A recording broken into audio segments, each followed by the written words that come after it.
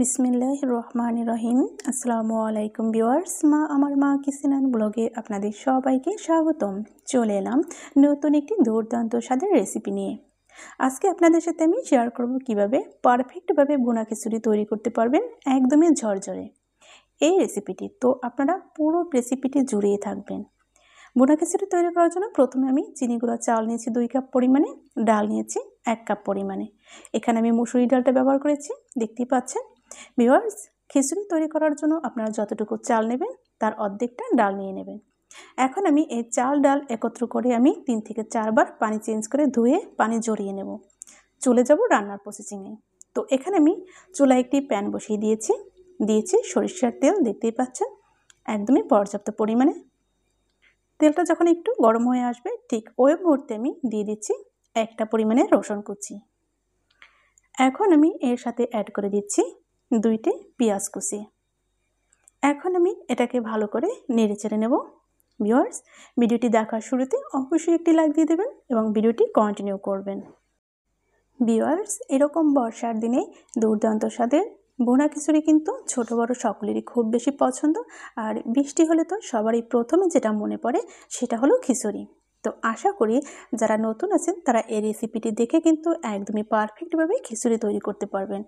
আর যারা এই খিচুড়ি তৈরি করতে পারেন তো তাদের তো কোনো কথাই নেই। তো এখন যখন আমার এই পেঁয়াজটা একটু ভাজা হয়ে গেছে ওই মুহূর্তে আমি দিয়ে দিচ্ছি 2টি তেজপাতা এবং হাফ চামচ পরিমাণে শাহি জিরা। এখন এটাকে আমি নেড়েচেড়ে একটু ভেজে নেব। ভিউয়ার্স, অবশ্যই আপনাদের মতামত সুন্দর একটা কমেন্টের মাধ্যমে জানিয়ে দেবেন। এখন আমি অ্যাড করে দিচ্ছি চাল আর ডাল, যেটা আমি ধুয়ে পানি ঝরিয়ে রেখেছিলাম ওইটা।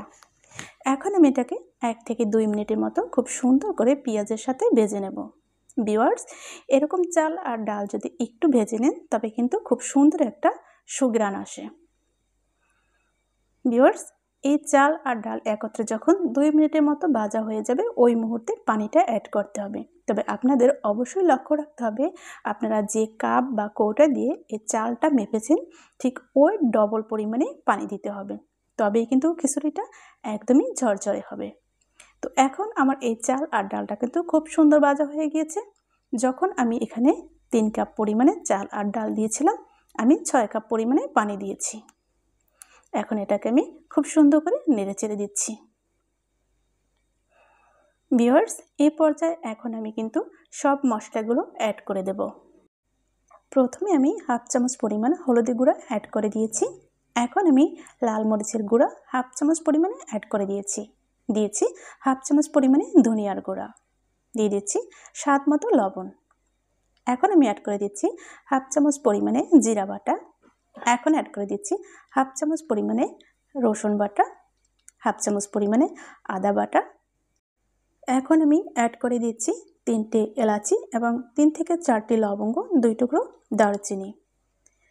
এরপরে আমি খুব সুন্দর করে নেড়েচেড়ে মিশিয়ে দিচ্ছি যাতে সব মশলাগুলো চাল এবং ডালের সাথে খুব সুন্দরভাবে মিক্সড হয়ে যায়। ভিউয়ার্স, আপনারা প্রতিটি স্টেপ বাই স্টেপ যদি ফলো করেন তবে আপনাদের খিচুড়িও কিন্তু খুবই ঝরঝরে হবে। খিচুড়িতে একটু পানি বাঁধবে না। এখন আমি ঢাকনা দিয়ে ঢেকে দেব 3 থেকে 4 মিনিটের জন্য। ভিউয়ার্স, আমি ফিরে আসবো ঠিক 3 থেকে 4 মিনিট পরে। তো দেখতেই পাচ্ছেন 4 মিনিট কিন্তু হয়ে গিয়েছে। এখন আমি আবারও ফিরে আসলাম। তো দেখতেই পাচ্ছেন কতটা পানি শুকিয়ে গিয়েছে। ঠিক এই পর্যায়ে আমি খুব ভালো করে নেড়েচেড়ে মিক্সড করে নেব। ভিউয়ার্স, এরকম বৃষ্টি বর্ষার দিনে কিন্তু সবারই এই ভুনা খিচুড়ি বলেন কিংবা লেটকা খিচুড়ি বলেন সবারই খুব বেশি পছন্দ। তো আজকে আপনাদের মাঝে আমি শেয়ার করলাম এই যে ভুনা খিচুড়ি। তো ঢাকনা দিয়ে ঢেকে দিয়েছিলাম একবারে 10 মিনিটের মতো, এটাকে আমি দমে দিয়েছিলাম। দেখতেই পাচ্ছেন 10 মিনিট পর ফিরে এসে যে নেড়ে চেড়ে নিচ্ছি। খুবই কিন্তু ঝরঝর হয়েছে, আপনারা লক্ষ্য করলে কিন্তু বুঝতে পারবেন। দেখতেই পাচ্ছেন খিচুড়িতে কিন্তু খুব একটা পানি নেই, একদমই কিন্তু শুকিয়ে গিয়েছে। ভিউয়ার্স, এটাকে আমি আবারও খুব সুন্দর করে নেড়েচেড়ে মিক্সড করে আবারও ঢাকনা দিয়ে দমে দেবো ঠিক 10 মিনিটের মতো। খিচুড়িতে কিন্তু আপনারা যতটা বেশি দমে ফেলে রাখবেন খিচুড়িটা কিন্তু ততটাই ঝরঝরে এবং খুবই সুন্দর হবে। তো আজকের খিচুড়ি আমি কি দিয়ে পরিবেশন করি সেটা কিন্তু আপনারা অবশ্যই দেখবেন, আর সেটা দেখতে অবশ্যই ভিডিওর শেষ পর্যন্ত দেখতে হবে। আমি আবারও 10 মিনিট পর ঢাকনাটা তুলে নিয়েছি। এখন কিন্তু একদমই ফাইনালি খিচুড়িটা কিন্তু তৈরি হয়ে গিয়েছে। ভিউয়ার্স, আশা করি আপনারা দেখেই কিন্তু বুঝতে পাচ্ছেন কতটা ঝরঝরে হয়েছে। এরকম বৃষ্টির দিনে এরকম উষ্ণ গরম খিচুড়ি কিন্তু খুবই ভালো লাগে। তো আপনাদেরকে আমি ফাইনালি সার্ভ করে দেখিয়ে দিচ্ছি যে খিচুড়িটা কতটা সুন্দর এবং ঝরঝরে হয়েছে। ভিউয়ার্স, আজকের এই বোনা খিচুড়িটা কিন্তু আমি সার্ভ করেছি খুব সুন্দর একটি ডিম ভাজি দিয়ে। আশা করি ডিম ভাজি সবারই ভালো লাগে, তবে ব্যক্তিগতভাবে আমার কিন্তু খুবই ভালো লাগে। দেখতেই পাচ্ছেন এখানে আমি জলপাইয়ের আচার নিয়ে নিয়েছি। এটা আমার অনেক আগেই করা, জলপাই যখন সিজন ছিল ঠিক ওই টাইমে এই আচারটা করা ছিল।